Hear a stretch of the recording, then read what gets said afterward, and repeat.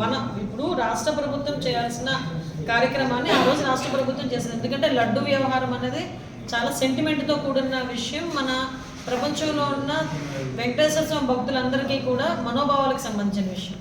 దాంట్లోని కల్తీ జరిగింది అని ప్రతి ఒక్కరు బయటకు వచ్చి చెప్తున్నా కూడా బయటకు వచ్చి దాన్ని ఏదో రకంగా బుల్డోజ్ చేయాలనే ఉద్దేశంతోనే వైకాపా నాయకులు కూడా చేశారు. మీరు అబ్జర్వ్ చేసుకుంటే తప్పు చెయ్యని వాడు భయపడ్డాడు.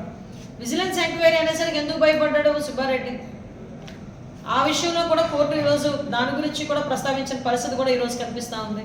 ఈరోజు నిజంగా చాలా మంచిగా స్వాగతించాల్సిన విషయం. డెఫినెట్గా సుప్రీంకోర్టు ఏదైతే చెప్పిందో దాని ప్రకారంగా సిబిఐ ఆఫీసర్స్తో పాటు మన లోకల్ పోలీస్ డిపార్ట్మెంట్ నుంచి ఒక 2 అఫీషియల్స్ని కూడా వేసి సిట్ ఏర్పాటు చేయమన్నారు. దానికి కంపల్సరీగా మనం స్వాగతించాలి.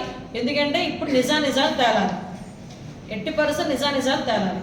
దాని మీద సిట్టు దర్యాప్తు మనకు ఎంక్వైరీ కూడా జరుగుతుంది. జరిగిన తర్వాత మనందరికీ కూడా నిజాలు తెలుస్తుంది.